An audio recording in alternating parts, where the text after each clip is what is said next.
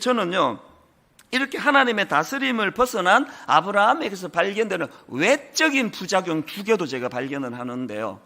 아브라함에게서 발견되는 하나님의 영역, 하나님의 다스림을 벗어난 사람이 가진 두 가지 부작용. 첫 번째가요, 복의 통로 역할은커녕 타인에게 재앙을 초래하는 아브라함이에요. 자, 17절. 여호와께서 아브라함의 아내 사레의 일로 바로와 그 집에 큰 재앙을 내리신지라. 이 17절은 이게 심각한 말씀입니다. 이게 있을 수가 있는 이야기입니까? 아니, 지금 하나님과의 스토리 첫 출발이 너는 복이 될지라예요. 복을 흘려보내주라는 이런 번역보다 사실은 더 정확한 거는 네 자체가 복이다. 그래서 네가 덜에 가면은 덜에 있는 사람이 네 때문에 복을 받는 거고, 네가 산에 가면은 산에 있는 사람들이 네 때문에 복을 받는 거고, 네가 분당에다 교회를 개척하면 분당에 있는 사람들이 너 때문에 복을 받는 거고. 아, 역시 분당 사람이 제일 좋아. 그러려고 여기다 목회하면 안 되는 거 아닙니까? 복이 될지라, 복이. 우리가 항상 존재론적으로 이 부담을 가져야 돼요. 계속 여기 교회가 있는 것이 내게 얼마나 좋으냐, 이것보다 더 중요한 건 내가 여기 있음으로 말미암아 내 주변 사람들이 복을 받아야 돼, 복을. 그런데 지금 이 아브라함 꼴을 한번 보세요. 어른한테 이런 말 써서 미안한데요, 이런 꼴을 보세요. 여호와께서 아브라함의 아내 사레의 일로 바로와 그 집에 큰 재앙을 내리신지라. 이 뭐 복의 통로가 되라 그랬더니 완전 짐덩어리가 돼버렸어. 짐덩어리가. 이게 첫 번째 문제고요. 그리고 또 하나, 두 번째, 이방인에게 꾸지람 듣는 비참한 수치를 겪고 있습니다. 18절. 바로가 아브라함을 불러서 이르되, 우리말에는 이렇게 점잖하게 표현했는데요, 세번역 성경으로 보니까 바로가 아브라함을 불러서 꾸짖었다로 되어 있습니다. 꾸짖으려고 부른 거예요. 자, 어떤 내용이냐 보십시오. 18절 19절. 바로가 아브라함을 불러서 이르되 네가 어찌하여 나에게 이렇게 행하였느냐? 네가 어찌하여 그를 네 아내라고 내게 말하지 아니하였느냐? 네가 어찌 그를 누이라 하여 내게 그를 데려다가 아내를 삼게 하였느냐? 여기 보니까요, 막 세 번에 걸쳐가지고 막 그냥 막 반복해서 막 직격탄을 날리고 있는데, 재밌는 게요, 아브라함의 반응이 없습니다. 한마디도 없습니다. 이걸 뭐라 그러죠? 사자성어로 유구무원이에요. 입은 달려있는데 할 말이 없는 거예요. 여러분, 이 장면을 저는 상상할 때마다 가슴이 아픕니다.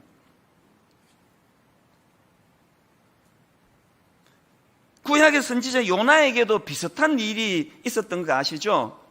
요나가 하나님께서 니느웨로 가서 외치라 말씀하시는데 불순종해가지고 하나님을 피해 엉뚱한 곳으로 가려고 배를 타고 가다가 도망가다가 풍랑을 만납니다. 그 위기 속에 가장 배 밑창에 내려가가지고 잠을 자고 있을 때 요즘으로 치면 예수 안 믿는 선장이 꾸지람을 듣습니다. 그게 요나서 1장 6절인데요. 자, 세번역으로 보십시오. 마침 선장이 그에게 와서 그를 보고 소리를 쳤다. 당신은 무엇을 하고 있어? 잠을 자고 있다니. 그 다음에 이 사람이 안 믿는 사람이라는 걸 짐작하게 합니다. 일어나서 당신의 신에게 부르짖으시오. 행여라도 그 신이 우리를 생각해 준다면 우리가 죽지 않을 수도 있지 않소? 제가 여러분, 이게 왜 고통스러운지 아시겠죠? 이게 딱 오늘 이 시대 한국교회 모습 아닙니까? 하나님께서는 세상을 치유하라고 교회를 세우셨어요. 그리고 하나님께서는 세상에 복이 되라고 세상에 온 남산에 올라가서 보면은 막 복이 되라고 붉은 십자가를 들이퍼부어 주셨는데, 그 세상을 걱정하라고 교회를 세우셨는데 지금은 세상이 교회를 걱정해요. 교회가 이러면 안 되는데, 목사가 왜 저러지? 그저께 PD수첩에도 나왔는데, 그저께 무슨 그것이 알고 싶다에도 나왔는데, 그저께 또 뭐 궁금한 이야기 Y에도 나왔는데, 목사님이 저러시면 안 되는데? 이거는 현실 아닙니까? 안 믿는 사람들이 요나에게 했던 이 말씀 그대로예요. 당신은 무엇을 하고 있어? 잠을 자고 있다니. 여러분, 여기에서 우리 알아야 됩니다. 목사가요, 막 대놓고 악한 짓 하고 대놓고 성적으로 죄 짓는 것만이 죄가 아니에요. 무능한 상태, 무기력한 상태, 자고 있는 상태, 그 상태도 똑같이 추궁당할 죄라는 사실이에요.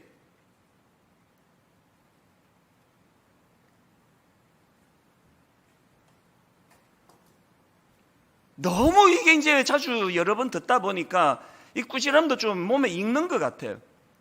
안 믿는 선장에게 뭐 하고 있어 당신은? 잠을 자고 있다니. 일어나서 당신의 신에게 부르짖으시오. 아니 무슨 교회가 이래. 아니 무슨 목사가 이래. 무슨 목사가 기도 하나도 안 하고. 여러분 우리가요 하나님의 영역을 이탈하면 그 존재가 문제가 아니에요. 믿음의 조상이라고 하는 아브라함이라 할지라도 세상 사람 바로에게 꾸지람을 듣고 유구무원, 그 말이 다 맞기 때문에 한마디도 변명을 못하는 상태. 그가 비록 선지자라 할지라도 안 믿는 선장이 기도도 안 하고 뭐 하냐고, 니 지금 잘 때냐고 추궁을 할 때 그게 변명할 수 없는 이런 상태라면,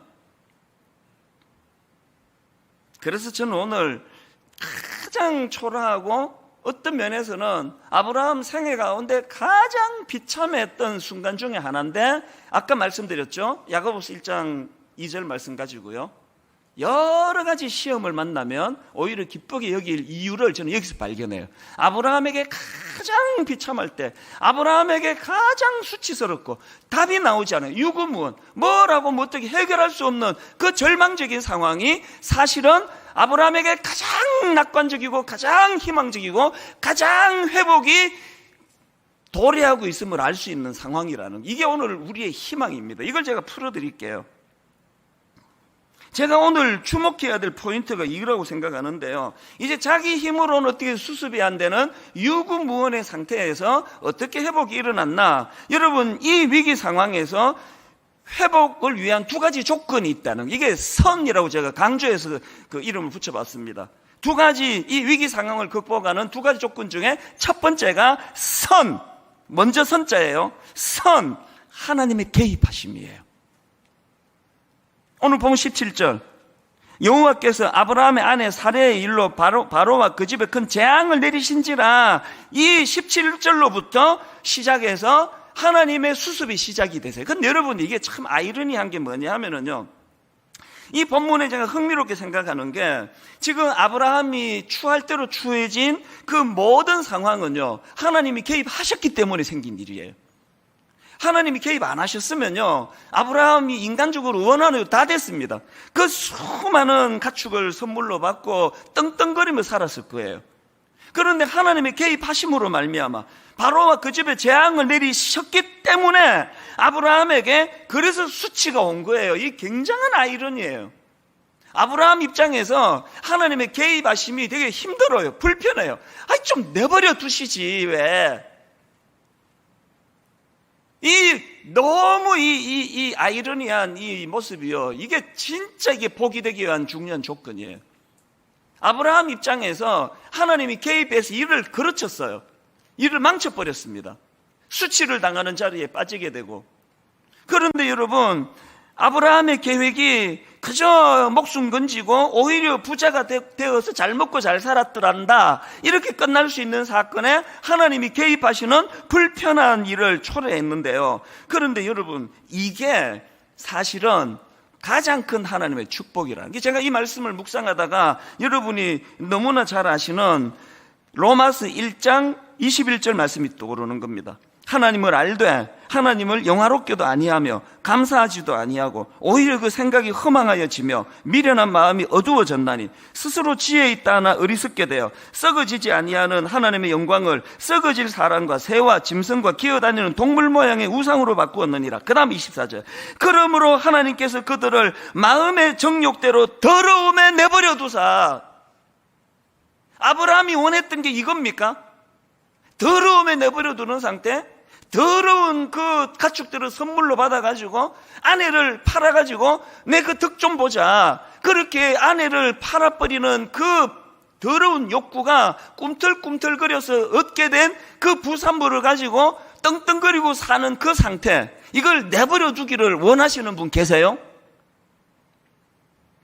그 다음 28절도 마찬가지 아닙니까? 또한 그들이 마음에 하나님 두기를 싫어하며 하나님께서 그들을 그 상실한 마음대로 내버려 두사 합당하지 못한 일을 하게 하셨으니, 이게 세상의 강력한 특징이라면요, 십자가 보혈로 하나님의 자녀된 우리는 결정적으로 이거 아셔야 해요. 절대로 내버려 두시지 않는 하나님, 절대로 방치하지 않으시는 하나님. 비록 그 일이 아브라함을 일시적으로 수치에 빠뜨리고, 비록 그 일이 아브라함에게는 평생의 치욕의 순간이 된다 할지라도 망설임 없이 개입하시는 하나님, 이게 축복인 줄 믿으시기를 바랍니다.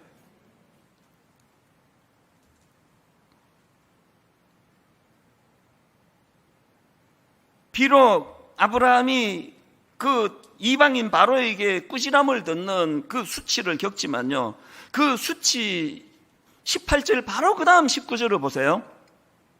네가 어찌 그를 누이라 하여 내가 그를 데려다가 아내를 삼게 하였느냐. 그 다음 보세요. 회복의 한마디. 네 아내가 여기 있으니 이제 데려가라. 네 아내가 여기 있으니 이제 데려가라. 아브라함이 너무나 누르기 어려운 수치, 모멸감, 무너진 자존감, 이것이 선행적으로 일어나고 난 다음에 회복이 일어난 거예요.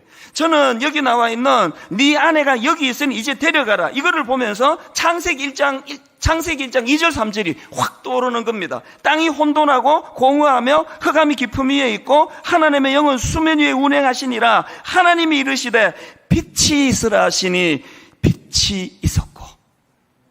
하나님 창조 이전의 세계는 혼돈이에요. 혼란입니다. 흑암입니다. 저는 저와 여러분 인생에 가장 우리가 구해야 되는 것, 그래서 저는 항상 여러분 놓고 그렇게 기도합니다. 좀 싫어할지 모르겠지만 바람 피신 분 무조건 들키시기를 바라요. 하나님의 방법으로 일하지 않은 그 모든 것들은 다 망하게 되시기를 바랍니다. 더 많은 복을 드리고 싶은데 그것밖에 생각이 안 나네요. 수치신 가운데로 몰고 가시는 하나님께 감사하시기를 바라요. 그거 피해가지고 위장된 평화 속에 그렇게 살아가다가